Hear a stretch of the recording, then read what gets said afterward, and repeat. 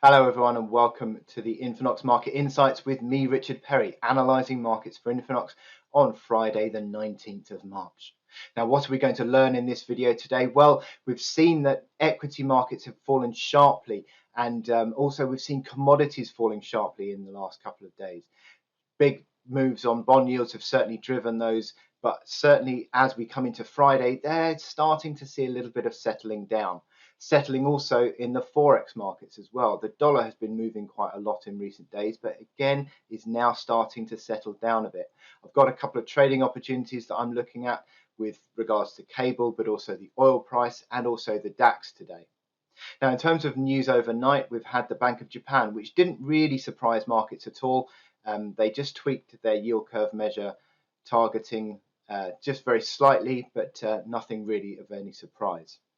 Now, don't forget at the end of the video, there's the INFINOX support and resistance table for you to check your levels. Now, in terms of the charts, as I said, I think I've got some opportunities I'm looking at with regards to cable. Cable, anytime you see some weakness in cable, I think it's a buying opportunity.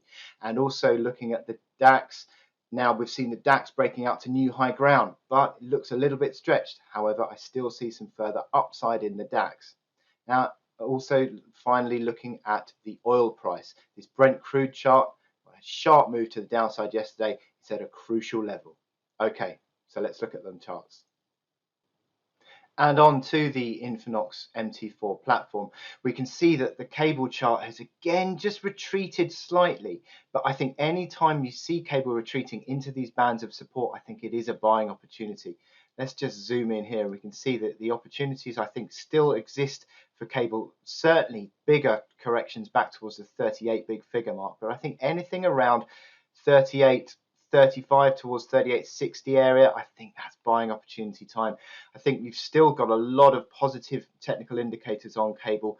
I think that we're going to see upside moves and a breakout above 140 big figure, and then a move towards that key resistance of 142. Ultimately, also above there in due course. But I think for now, 140 big figure level is the barrier to break out for cable. But anytime I see opportunity, I see weakness on cable, I think that is a buying opportunity because they're good long-term support lines coming in. Moving on to the DAX, we can see again another breakout to all-time high territory on the DAX. Zooming in there, we can see that basically what the DAX has done is it's broken out from this consolidation rectangle, broken to the upside. Actually, that rectangle implies an upside target of around about 15,000. So you're not a million miles off there. 14.8 was the high yesterday before it just rolled over slightly.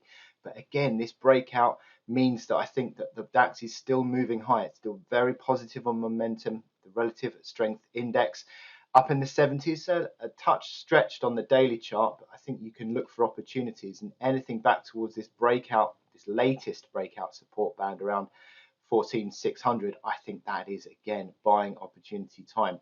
Below 14,400 you start to get a little bit corrective near term, so watch out for that. But I think that ultimately any near term pullback into 4.6 is a buying opportunity for the DAX. And finally, looking at the oil chart, and what we can see on oil is a sharp move to the downside. 7% downside move on oil yesterday. Treasury yields pulling higher, and also question marks over the European economies going back into lockdown really hit the demand outlook for oil, and oil fell sharply yesterday. But it's found support, importantly, finding support in this band that I talked about previously around the 61 to 62 area. Picked up from there slightly, but the question marks are now there because you've seen the relative strength index, the RSI, breaking below that 50 mark.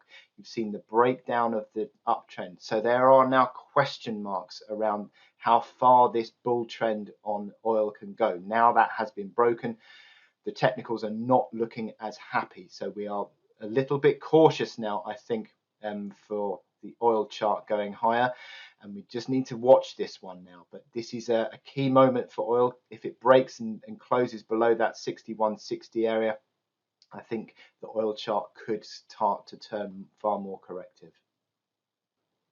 Thank you very much for watching, everyone. I hope you found it interesting and informative for your trading. Join me again on Monday, where you'll be getting some more INFINOX market insights. So with that, I leave you with the INFINOX support and resistance table, and I wish you good luck in your trading, and I'll speak to you soon. Thank you.